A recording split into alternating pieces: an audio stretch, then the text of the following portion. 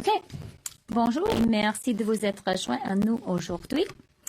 Demain soir, des musulmans d'à travers le Canada et le monde vont marquer le début du mois du Ramadan. Afin de protéger votre ami, vos amis et vos voisins ce Ramadan, restez à la maison.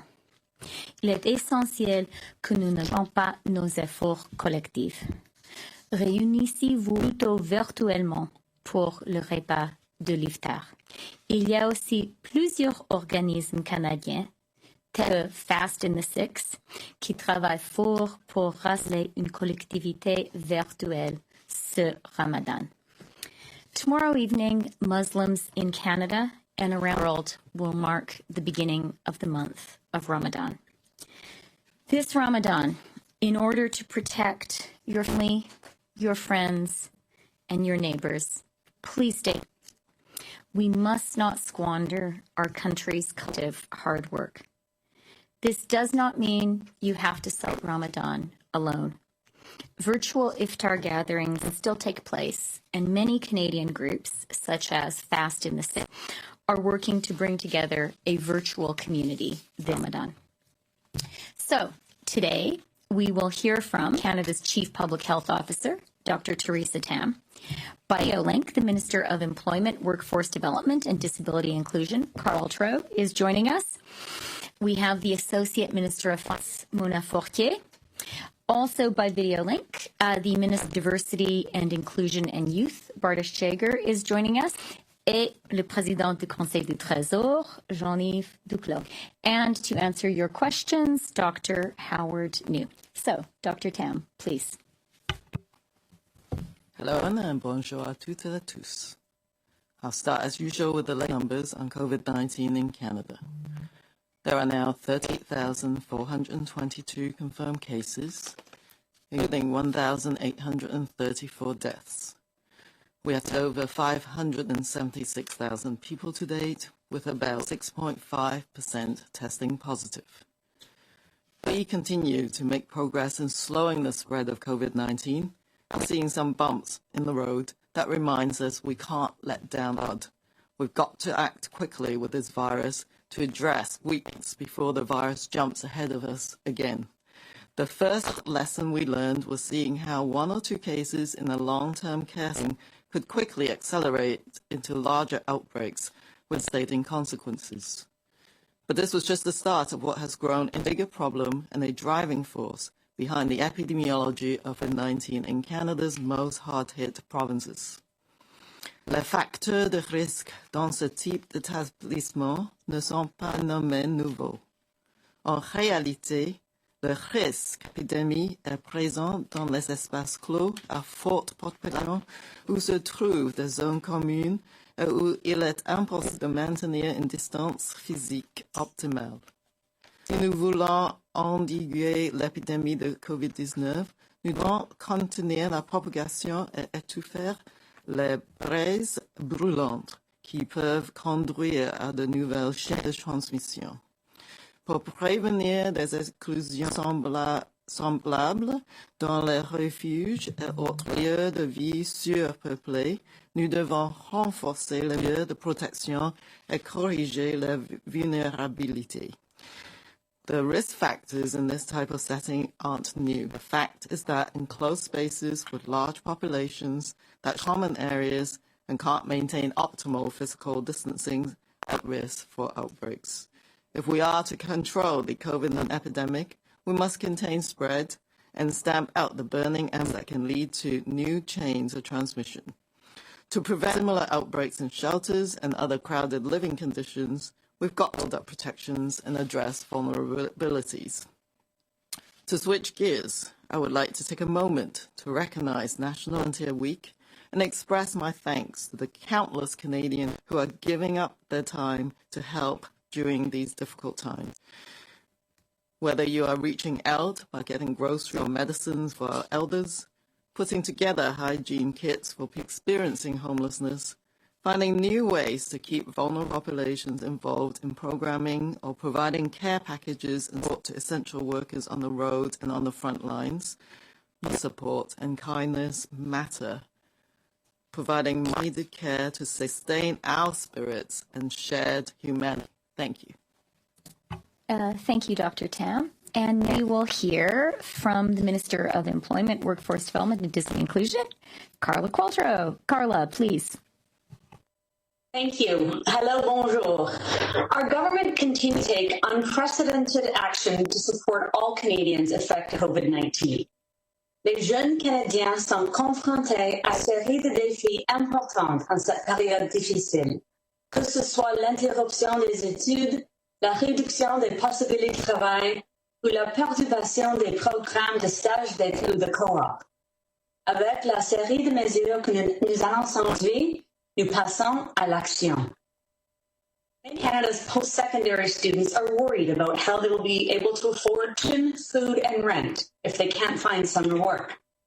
Our government is introducing a 4-month Canada Emergency Student Benefit. Students who are not eligible for the CERB will be able to apply to receive $1,250 per month between May and August.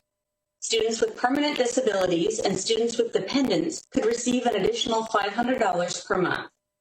We know you have additional expenses during this crisis, and we are here to support you. This benefit is designed to reach the vast majority of existing and newly graduated post-secondary students. In addition, we will expand eligibility for the Canada Student Loans Program for September. We will also double the value of Canada Student Grants and increase the cap on Canada loans from $210 to $350 per study. Je comprends que de nombreux jeunes Canadiens sont anxieux quant à leur perspective d'emploi cette année et cherchent opportunités dans des environnements de travail sûrs et sains. La modification temporaire que nous avons récemment annoncée pour le programme Emploi d'été Canada ne sont qu'un début. Today announced that we will expand existing federal employment, skills development, and youth programming to create up to 116,000 job placements and other training opportunities to help students find employment and develop valuable skills this summer and over the coming months. This is expanding the student work placement program by creating more paid workplaces across critical sectors like healthcare, food and agri-food, and e-commerce. We're also introducing flexibilities with employment and skills strategy, creating placements for young Canadians in sectors such as community services. And we are investing in important wraparound services online through the Support for Student Learning program, services like mentoring and tutoring for vulnerable young people to make sure that they are not further marginalized by COVID-19. Nous espérons que ces mesures et d'autres prises dans le cadre de réponse économique de COVID-19 du Canada aideront les jeunes à faire face aux conséquences économiques négatives de cette pandémie, tout en assurant leur santé et leur sécurité. Thank you. Merci. Okay, thank you, Carla. And now from the Associate Minister of Finance, Mona Fortier. Mona, s'il vous plaît. Merci. Alors que les Canadiens prennent des mesures dans la lutte contre la COVID-19, nous reconnaissons que de nombreux jeunes Canadiens face à un défi sans précédent. Our message to students and youth is simple. We have your back. In addition to the measures announced by my colleagues today, we will be providing $201.6 million to support up to 40,000 student researchers and postdoctoral fellows through the federal granting councils. This funding will support a single semester extension for eligible students who intend to continue their studies, but whose research scholarship or fellowships are set to end between March and August 2020. En plus des mesures annoncées, mes collègues, nous fournirons 291,6 millions de dollars pour soutenir jusqu'à 40 000 étudiants chercheurs et boursiers postdoctoraux par le biais d'organismes subventionnaires fédéraux. Ce financement permettra de prolonger d'un semestre les études des étudiants admissibles pour l'intention de poursuivre leurs études, mais dont les bourses de recherche ou d'études doivent prendre fin entre mars et août 2020. We also know that the pandemic has impacted students and Indigenous youth in a unique way. That's why today's announcement includes $75.2 million in additional distinctions-based support to First Nations, Métis, and Inuit post-secondary students. Nous savons également que la pandémie a un impact différent sur les étudiants et les jeunes autochtones. C'est pourquoi l'annonce d'aujourd'hui qu'en 75,2 millions de dollars pour fournir un soutien supplémentaire basé sur les différences aux étudiants des Premières Nations, Métis et Inuits au postsecondaire. Ces nouveaux soutiens importants aideront les Canadiens à traverser cette crise et joueront un rôle central pour assurer que le Canada s'en sortira plus fort que jamais. Thank you. Merci, Mona. And now we will hear Minister of Diversity and Inclusion and Youth, Bardish Jager, also by video. Bardish, please. And could we have a bigger image of Bardish, please? And could we be sure that she is not on it? I think I'm here. Okay, we can hear Bardish, but could we try to make the image bigger? Bardish, can you speaking? I'm told that may help. All right. Good afternoon. We know that COVID-19. Okay. Excellent. Bardish, why don't you start again? It's perfect. Here we go. Good afternoon. We know that COVID-19 does not discriminate, and it has impacted every segment of our society, and Canada youth are no exception. My colleagues and I hear from young people across the country. My riding of Waterloo is home to 3 post-secondary institutes. We recognize that youth are not only students, they are also workers, entrepreneurs, parents, caregivers, and les jeunes ont des préoccupations incluant la sécurité financière et alimentaire, l'expérience professionnelle et les perspectives d'emploi, le logement et le bien-être personnel et communautaire. Today, we're announcing new services and enhancements to programs such as the Canada Service Corps. This program is designed to connect young people aged 15 to 30 opportunities to serve. We're increasing the number of available grants from 1,800 to 15,000. These grants enable people to design and put into action projects that will make a positive difference in their communities. Because people who live and work in communities know them best. For example, Omar of Montreal, Quebec was granted $1,500 to provide meals to residents severely impacted by the coronavirus. In the coming weeks, we will launch a new Canada Service Student Grant. Students who get involved to help respond to COVID-19 crisis will be provided with up to $5,000 to support their post-secondary education costs this fall. Nous savons que les jeunes ont des besoins différents. C'est pourquoi les actions que nous annonçons aujourd'hui sont souples. They'll work to ensure young Canadians have the supports they need to both help their communities and to gain valuable skills and experience. Thank you. Okay, thank you, Bardish. Et maintenant, je donne la parole au président Conseil du Trésor, Jean-Yves Duclos. Jean-Yves, s'il vous plaît. Merci, Christy. Bonjour tout le monde. J'aimerais commencer en m'adressant directement aux étudiants qui nous écoutent à la maison. Aujourd'hui, notre gouvernement met en avant des mesures qui visent à vous permettre de traverser cette crise. Nous sommes conscients que vous êtes inquiets et nous le comprenons totalement. Notre jeunesse, nos étudiants, c'est l'avenir et nous avons entendu. Pour avoir passé l'essentiel de ma carrière à vous enseigner et à aider à vous préparer pour la vie à l'extérieur de classe, je comprends très bien que la situation actuelle peut être à la fois stressante et difficile. Nous vivons une crise sans précédent, mais avec l'annonce du Premier ministre d'aujourd'hui, comme promis, notre gouvernement vous offre le soutien et les opportunités dont vous avez besoin pour traverser cette crise et continuer d'aller de l'avant. Having spent most of my career teaching students and trying to prepare them for life outside of the classroom, I understand how difficult and stressful the current situation must be for them. These are challenging times, but with today's announcement made by the Prime Minister, as promised, our government is providing Canadian students the support and opportunities they need to get through this crisis and keep moving forward. Pour les étudiants québécois qui nous écoutent, permettez-moi de vous convaincre que vous serez également admissible à la nouvelle prestation d'urgence annoncée aujourd'hui par le Premier ministre pour vous. De plus, et ceci étant dit, comme vous le savez, le Québec dispose de son propre régime de prêts et bourses. Je suis donc très clair, le gouvernement du Québec, en tout respect des programmes, aura droit à un transfert destiné à aider directement les étudiants québécois. Merci. Merci Jean-Yves. Et on est prêt à répondre à vos questions, s'il vous plaît. Thank you, Deputy Prime Minister. We'll start with 3 questions on the floor. Turning to the room, 1 question, 1 follow-up. Operator. Thank you. Merci. Please press star 1 this time if you have a question. S'il vous plaît, appuyez sur étoile 1 maintenant pour vos questions. The first question, la première question, est de Marie Vastel du Devoir. Please go ahead. À vous la parole. Oui, bonjour. Ma question, je ne sais pas si c'est pour M. Duclos ou Mme Quattro. Quattro, can I ask it in French, and if you need to, you answer in English? Je pense que oui, Carla parle très bien français. OK, merci.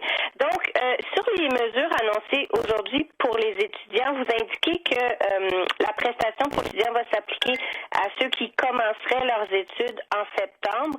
Préciser, est-ce que ça inclut les étudiants de secondaire, par exemple, qui entreraient au cégep en septembre? Et est-ce que ça inclut ceux qui ont peut-être interrompu leurs études, donc peut-être ne sont pas à l'école depuis 1 an, mais qui entament une maîtrise ou un baccalauréat en septembre? Est-ce que ça s'applique à eux aussi? OK. Carla, s'il vous plaît. Bonjour. La réponse à vos 2 questions, c'est oui. Si vous entrez... Oh, bonjour. La réponse à vos 2 questions, c'est oui. Si vous entrez déjà au mois de septembre, ça qualifie. Si au moins qu'elles commencent ou continuent leurs études au mois de septembre, ils sont éligibles. OK, merci. Et sur la compensation pour le Québec, le communiqué de presse que vous doublez le budget pour les bourses étudiantes, le Québec sera compensé. Est-ce qu'on peut savoir combien d'argent le Québec recevrait pour offrir sa propre version de cette aide-là? Carla veut répondre aux Jean-Yves. Oui, je n'ai pas exactement le temps, mais je peux vous assurer que ça va être équitable. Ça va aider le montant des bourses et aussi des loans. Alors, on va avoir ces discussions avec Québec et les autres provinces qui n'utilisent pas notre système, mais absolument, le nom d'être doublé et équitable. Thank you. Merci. Thank you. Next question.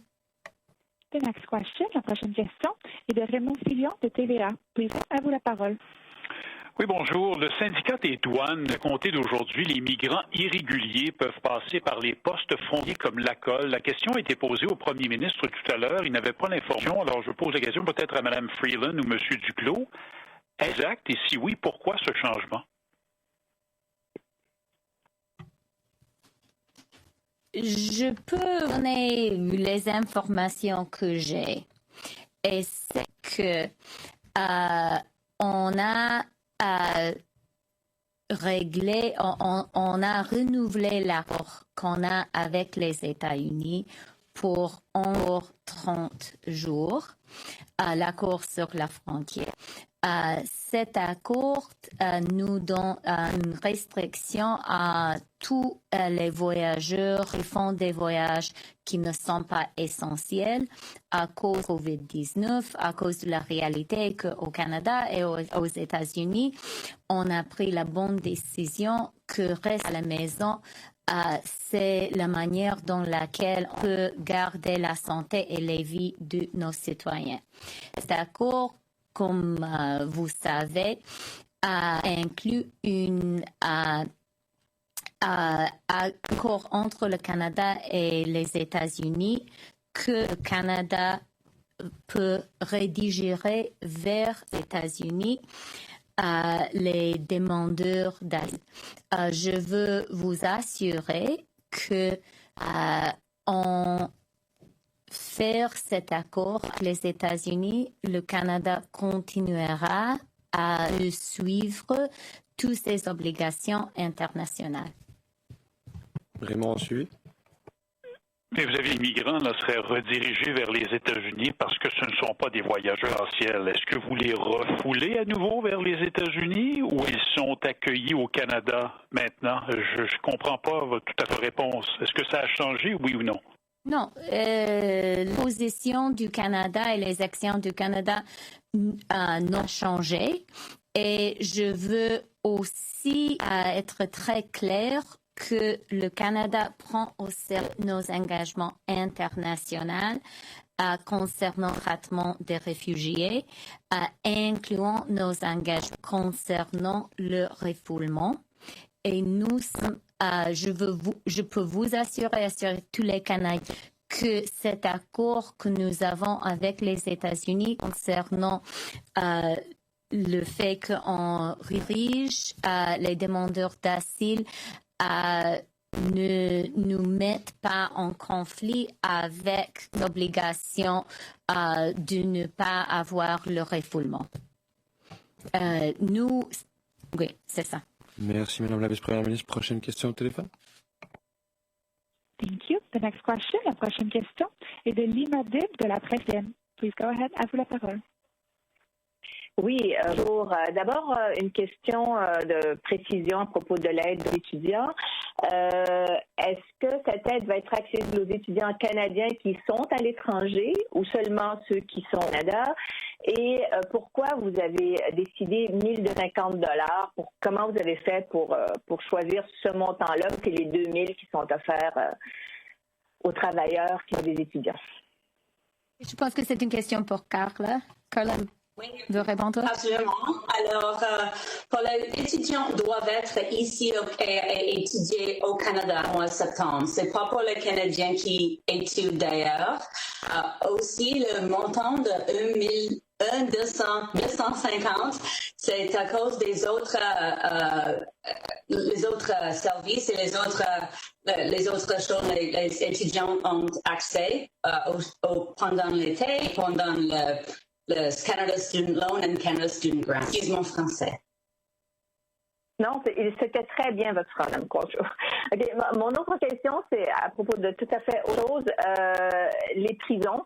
Depuis le début, vous dites que vous surveillez la situation, que vous essayez de protéger cette population. Dr Tam, encore il y a quelques minutes, parlait du blâme de certains milieux de vie où ce que les gens sont auprès les uns des autres. On en est maintenant à des demandes de recours collectif contre les gouvernements à cause de la situation dans les prisons. Alors, madame, comment est-ce qu'on en est arrivé là? Comment ça se fait qu'on n'a pas pu mieux protéger les détenus? Merci pour la question. Je vais répondre après ça. Peut-être Dr Tam voudra ajouter quelque chose. On a dit du début que les prisons, les prisonniers sont une population vulnérable à cause de la réalité des conditions dans les prisons. Nous prenons très au sérieux les situations que nous avons dans quelques prisons. Le ministre Blair a parlé de ça dans notre comité hier. Nous travaillons en étroite collaboration aussi avec autorités provinciales, surtout en Colombie-Britannique. Et nous avons pris des mesures additionnelles pour protéger les prisonniers et aussi les gens qui travaillent dans la prison. Par exemple, on a donné les mains nécessaires pour les gens dans les prisons. Mais peut-être Tam va ajouter quelque chose. Oh, Dr. Njoo va ajouter quelque chose. Merci pour la question. Oui, sur le terrain, nous, à l'Agence de la santé publique, on a travaillé étroitement avec nos autres des provinces et territoires. Et par exemple, la prison en Colombie-Britannique, on a mis quelqu'un sur le terrain, une spécialiste, une infirmière qui se spécialise dans les préventions et contrôle des infections, pour aussi donner un appui au personnel dans la prison actuellement. Et aussi, nous continuons à travailler étroitement avec nos collègues aussi de l'autre ministère pour aussi assurer qu'il y a aussi un programme pour surveiller aussi, avoir un bon programme d'infection, de prévention contre les infections à travers les pays dans tous les prisons qui sont sous la mission du gouvernement fédéral. Merci, docteur. On va start the questions in the room. Tanda. Good morning, Tonda Toronto Star. Dr. Tam, we've heard provinces like Saskatchewan, Alberta, BC talk about their keenness to reopen. But looking at the testing numbers and your emphasis on for mass testing before we reopen, can you talk about what you see would be the optimum testing level? What capacity do you wish to see? We're only now at not even 20,000 a day, you said, but are the numbers you post online just that we're far from widely testing in Canada? What's the optimum number? How do you see that unrolling? I think, interestingly, majority of countries don't actually have an optimal number, but we do need to have a bit of target to work with. I know that we collaborate across Canada with provincial and territorial laboratories. The capacity right now can increase to triple that amount, essentially, to close to 60,000. And we need the whole system to be working and being tested. But there are essential increase in capacity being built within provinces and territories. We're continuing to, of course, add supplies and figure out all lines of supply, whether it's reagents, swabs, and that happens on a very daily basis, and we've been able to satisfy the requests of the province and territory. So I think that's just the first layer. We are trying to ascertain how much of the point-of-care testing devices that we can acquire. So Spartan is just one of them. That's the Canadian company. But we're acquiring international sources as well. And so those acted to be distributed across the country, but targeting at the more rural and areas where they can't access bigger lists right now. So we are, at the moment, bringing out some of the optimal lab test strategy going forwards. And that is just on the virus testing. And as the serologic testing on board, we'll also be looking at how do we best use those to ascertain the level of immunity in the population. But then once they're validated, what their role is in terms of actual support to our diagnostics as well. So it is of a target and evolution as a first tranche. Roughly close to 6,000 is where the provinces can potentially come to as a target already. So just to clarify, at 60,000, you mean that's a national figure per day? Is it you're saying in each province that wants to reopen? That's the national. Okay, and just you mentioned the serological testing, and I'm curious how close you think Health Canada is to approving those, because a number of provinces have talked that they're working with the national lab right now to do that and have mentioned within weeks. So how close are you to having those tests approved, and how do you see them working? Do you see them as something that is well down the road in terms of assessing population immunity? And given the reports we hear about asymptomatic transmission, how crucial are they?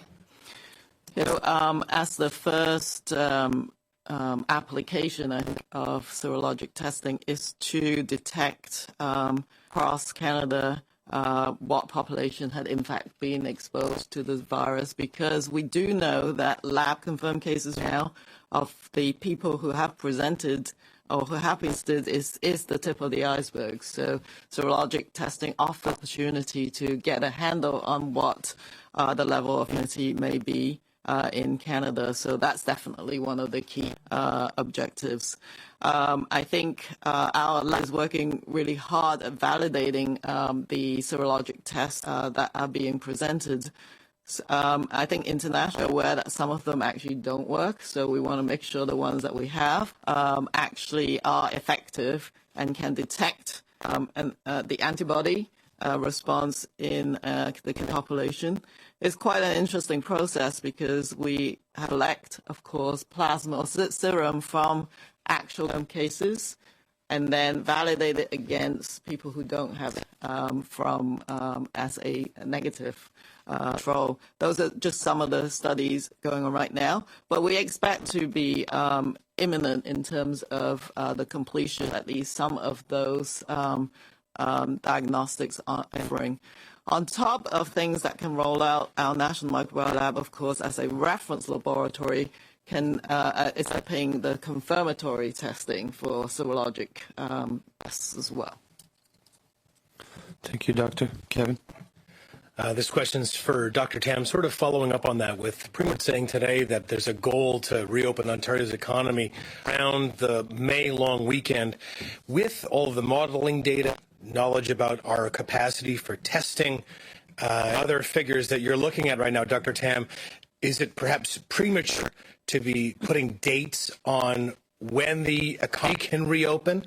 And are you at all concerned that Premier is starting to put goals into when this can happen? Is this the right time to do it? Well, I think every province and territory sees with the planning to look at the right conditions or timing to look at what kind of public health measures can be eased off a bit. I think, as I've said, we have to tread very carefully at this point. I don't think anyone is not heeding that advice from a public health perspective, is that we need to see past the peak and then to come down the curve very carefully. And anything can happen in any given day. So I think it is something that the provinces are re-evaluating all the time. But the other work that I am doing with the Special Advisory Committee of the Chief Medical Officers of Health is looking at the criteria from a health perspective as to what those indicators be in order to assist in those decisions. Can you elaborate on that then? So what are the criteria? I mean, is it too soon to be putting a date to reopen the economy? First off, was my question. And what are these criteria that you're dealing with when you're talking with chief public health officers around the country in terms of evaluating when it's appropriate to release or reduce some of these public health measures? Well, some of the criteria are fairly technical. Essentially, we want to make sure that you're right at the moment of that epidemic curve. So indications including things, hospitalizations, the cases reported every day, of the reproduction numbers, for example. That's some of the type of things under discussion. But there's also other criteria in terms of ensuring that the system is ready to absorb more cases should occur, and that any outbreaks, in fact, of whether they be at long-term care facilities or others, are rapidly managed. Some of the approaches from a public health perspective is to make sure those kind of measures are in place. And so that's actually under active discussion. And we will be working really, really hard at that, recognizing where we're at in the epidemic in Canada.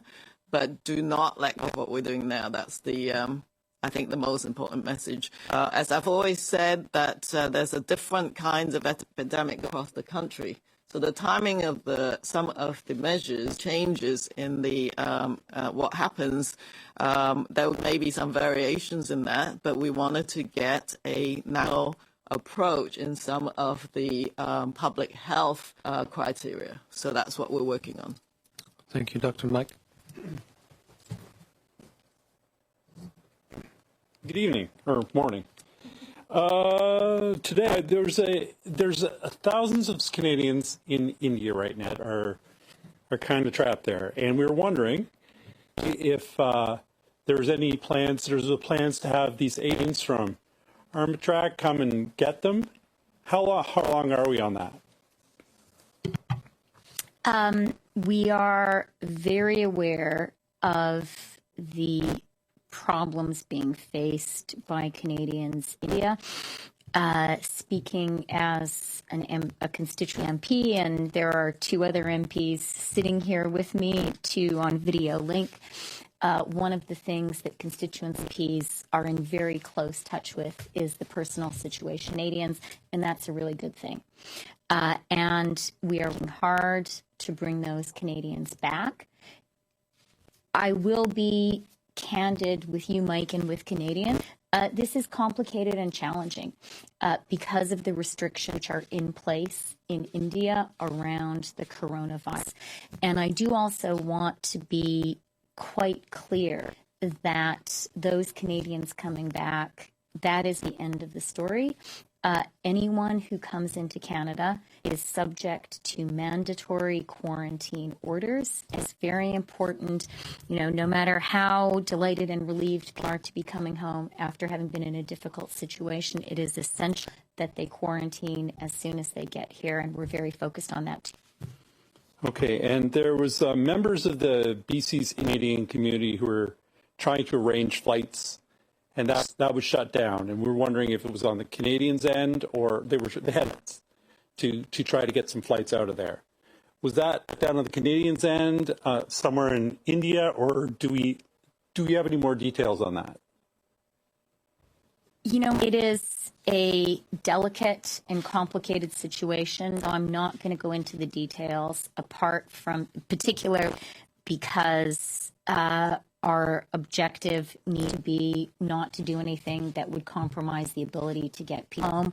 But let me just say, I'm very sick. We are very sympathetic with the concerns of people in Canada trying to get their friends and family home, and we are working very, very hard to help make that happen. And we really want to emphasize the second part of that is people coming home have to, and they are legally obliged to isolate for 14 days. That's very important, and that's a very important piece we're committed to. I do want to also really, as you mentioned, BC, thank the province of BC, which has been an excellent, very committed partner in ensuring the quarantine of everyone arriving into BC. Merci, Madame la Vice-Première ministre. On va retourner au téléphone pour 3 questions. Opérateur. Thank you. Merci. The next question, la prochaine question de Mélanie Marquis de la Presse. Please go ahead. À vous la parole. Merci beaucoup. Ma première question est pour Mme Irland. Je veux juste revenir sur la question de la frontière demandeur d'asile. J'arrive pas à comprendre quand on peut réconcilier le fait que vous dites, Mme Freeland, qu'elle a changé, mais dans le décret qui est sous les yeux, on dit que les mesures, donc l'interdiction centrée, ne s'appliquent pas aux personnes visées qui cherchent à entrer au Canada en provenance des États-Unis afin de faire une demande d'asile. C'était pas dans le décret qui avait été signé précédemment. Vous juste m'expliquer? Oui, je pense qu'on était clair du début. Quand on a eu un accord avec les États-Unis pour avoir des restrictions au voyage qui ne sont essentielles. Un élément de cet accord était une décision qui était prise entre le Canada et les États-Unis qui permet maintenant le Canada de rediriger l'individu vers les États-Unis, les demandeurs d'asile. Je sais qu'il y a des Canadiens, incluant le gouvernement, qui les concernent concernant le danger de refoulement. Et je peux vous assurer que en faisant cet accord, on a pris au sérieux nos engagements internationaux concernant le traitement des réfugiés, incluant les actions concernant le refoulement. Et je peux vous assurer que dans l'accord et dans ce qu'on fait maintenant, on est convaincu et certain qu'on est fidèle à nos obligations de ne pas avoir le refoulement de ceux qui se redirigeraient vers les États-Unis. Mélanie, en suivi? OK, donc, ouais, je veux juste comprendre concrètement, Mme Freeland, si, par exemple, un demandeur d'asile arrive à un poste frontalier régulier, qu'il n'a pas de symptômes de vide, va-t-il pouvoir entrer au territoire? Et si un demandeur d'asile, par exemple, va essayer de passer par le chemin Roxane, pas de symptômes de la COVID, qu'est-ce qui va lui arriver à lui?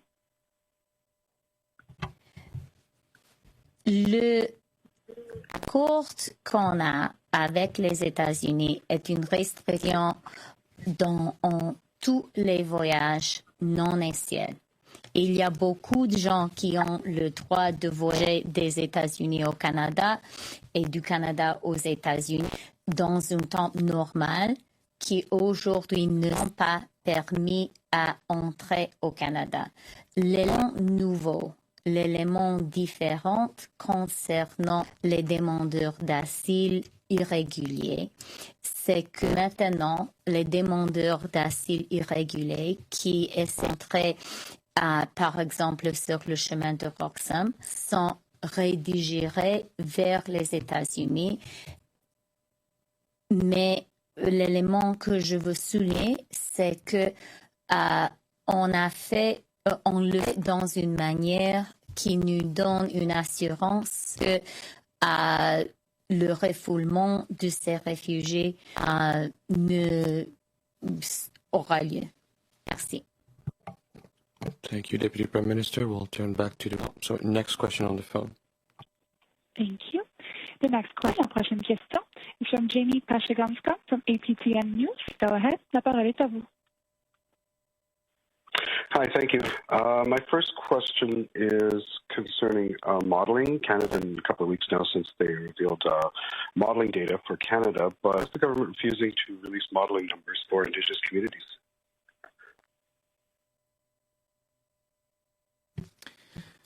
So I just didn't catch the very last part of your question. Could you? Yeah, sorry. I'm wondering why the Government of Canada is not releasing numbers, modeling numbers for Indigenous communities. I think it is, when we collaborate with our Indigenous partners, it's a tool that any departments and Indigenous Canada can also utilize.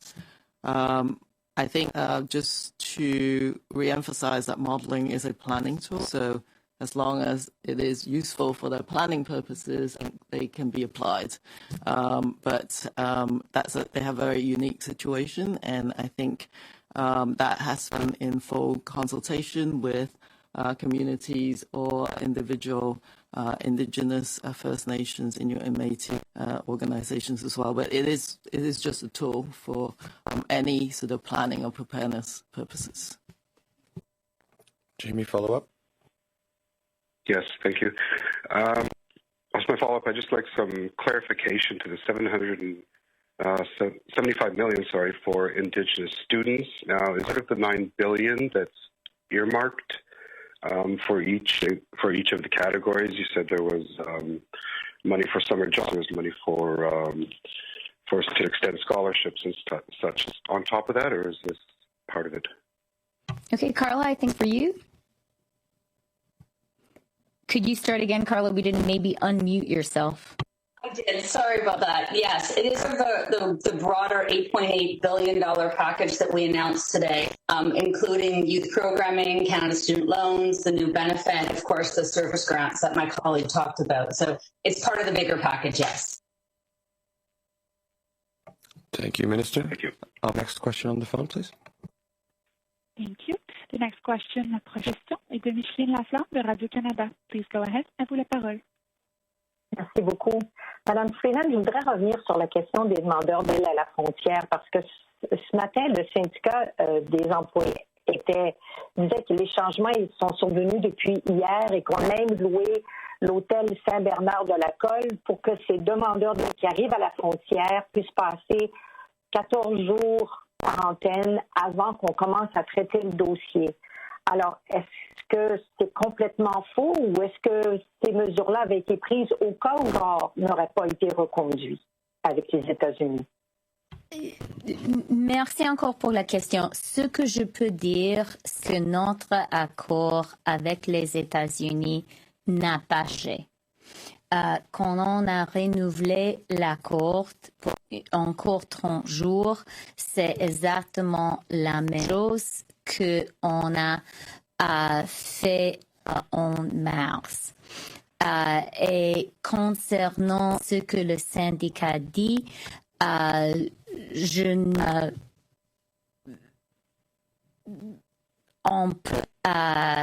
je n'ai pas parlé directement avec le syndicat, mais on va parler avec le syndicat, ou le Blair va parler avec le syndicat pour donner encore les informations si c'est nécessaire. Mais je peux vous assurer complètement, la courbe n'est pas changée. Micheline, en suivi? Oui, d'accord, merci. Et ma prochaine question, c'est sur les écouvillons. Alors, après Nouveau-Brunswick et puis l'Ontario, le Québec dit qu'il a reçu des écouvillons qui sont contaminés. Alors, est-ce que ces écouvillons viennent du même fournisseur chinois qui a causé problème la dernière fois? Est-ce que vous êtes en mesure de dire que les mesures nécessaires ont été prises pour que ça ne se reproduise? Je peux commencer, peut-être Dr. Tam voudra, ou peut-être Dr. Njoo voudra ajouter quelque chose d'autre. Concernant les écouvillons, ils sont vraiment un élément essentiel pour nous parce que les écouvillons sont essentiels pour le testing. Quand on a eu, il y a maintenant 10 jours, qu'on en a eu un problème avec les écouvillons qu'on a reçus de la Chine, on a pris la décision de diversifier nos sources d'écouvillons. Et on a maintenant une très diverse groupe des entreprises dans un divers groupe des pays qui fournissent les écouvillons pour le Canada. Et nous avons maintenant au Canada assez d'écouvillons de provenance de beaucoup de pays et nous pouvons assurer les Canadiens qu'on a maintenant assez d'écouvillons pour nos besoins maintenant. En disant ça, la réalité est que pour tous les matériels duquel on a besoin, les masques, les écouvillons, les réagents, etc., c'est tout. Il y a une grande concurrence internationale et on travaille chaque jour pour fournir assez toutes ces choses au Canada. On achète et on produit. Dr. Njoo? Oui, seulement peut-être ajouter deux autres choses. C'est sûr que les écouvillons, c'est très important pour notre capacité domestique pour les laboratoires. Et on a toujours comme un régime des moyens peut-être utilisés ou peut-être trouver un moyen pour utiliser les écouvillons. Ça, c'est quelque chose, c'est un enjeu actuel. On est en train de peut-être trouver peut-être un moyen d'utiliser. Si on peut trouver un moyen de stériliser les écouvillons qu'on a trouvés qui étaient contaminés. Merci. Merci, docteur. On a turned back to the room. Julie? Wondering if you could say some of that in English, though, but I don't want that to be part of my question. About equipment from China trying to get our own supply. On the site, I mean... you talked about PPE in general, like... But I was answering a question about swabs, but let me just sort of specifically on swabs, which I think we have all learned are an essential part of our coronavirus response. We did indeed have an issue with some swabs that arrived in Canada. I think it was now 10 days ago that turned out to be contaminated. That prompted us to very swiftly diversify our sources of swabs and be able to do that very quickly. Canada now is buying swabs and getting swabs delivered into Canada from a number of producers in a number of countries. That's a thing because swabs are absolutely essential. Okay, so I think my question is for Carla Qualtrough about today's announcement. The government, with this announcement today, you're talking about creating 6,000 jobs for young people in addition to the Canada Suburbs program. I would think young people are wondering what kind of job be able to get. You say they're mostly on the front lines of the pandemic, but with so many sectors shut down, what could they hope to tap into? Well, thank you for the question. The reality is that it's going to be really hard to find jobs, and we're doing our part by creating about 116,000 opportunities, which would be the 76 you're talking, 96,000 plus 40,000 additional opportunities in research, et cetera. But it's going to be tough, and that's why we created the student benefit. That's why we're trying to incentivize service through the volunteer service grant that my colleague announced this morning as well as the Prime Minister. We recognize that it's going to be tough this summer, and so limited employment options, but they're there, and significant interest options, which will be incentivized through this bursary or grant at the end of the summer. We're hoping students will find ways to keep themselves occupied, to contribute, to upskill, and just to not stay, sitting around for the whole entire summer. Sorry, but you didn't say what kind of jobs they might expect to get, and that's not my question. I mean, that's second question. Julie, you have colleagues, please. No, but she never gave us details what kind of job, like tree planting, like what would they be doing? What kind of jobs could they hope to get? We're focusing on, of course, essential services. So we're looking at agriculture, we're looking at food services, we're looking at the sector, we're looking at community opportunities within community organizations. The same kinds of jobs that you might find in a regular summer, but tweaked to address the reality that we don't have summer festivals, we don't have recreational camps for kids. We've been quite creative working with provinces and organizations coming up with ideas, and that's why we're bolstering the number of employment opportunities. But as I said, we know it's going to be tough, which is why we're encouraging as well as employment. My second.